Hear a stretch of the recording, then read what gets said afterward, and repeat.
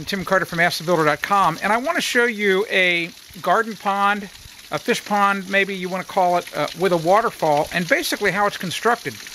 I just cleaned this one out, and because the water level's not filled up all the way, you can really start to explain some of the features of the pond. Let's take a look at the pond right now. Okay, here it is. This is a pond, and it's really pretty nice, and you can see the waterfall's working.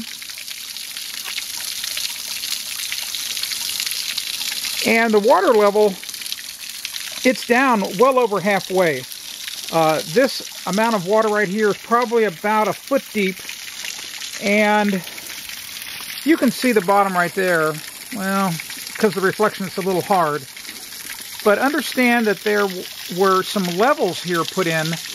And you can see that flat area that the rocks are sitting on. And right here is another little flat ledge right there. And the liner of this pond is just a big giant sheet of rubber roofing, commercial roofing. And the person who installed and built this pond, they just dug a hole in the ground and shaped the earth the way that they wanted it to be. And they just laid this big rubber liner in. And of course the rubber liner comes up over the edge of the pond.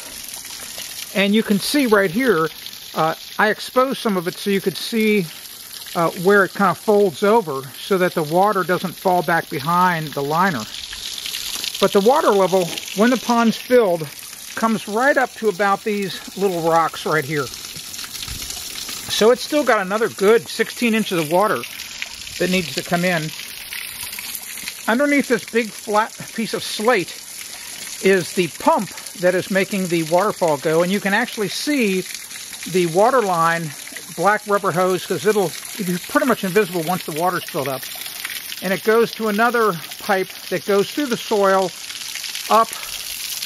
You can see right there in the center of the frame the pipe again, and it goes back up behind that big rock, and then it flows out over another piece of slate.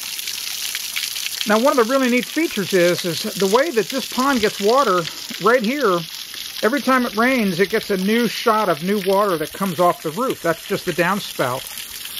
And that helps keep the pond filled with water in the dry periods, and works really pretty well. So that's how you build a pond. Not too tough. I'm Tim Carter for AskTheBuilder.com.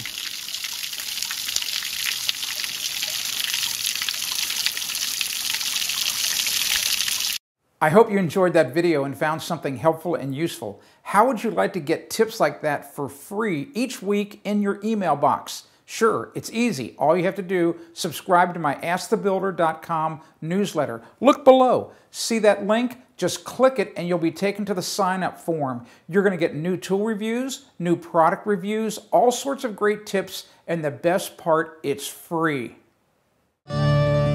If you want to discover more home improvement tips, go to AskTheBuilder.com.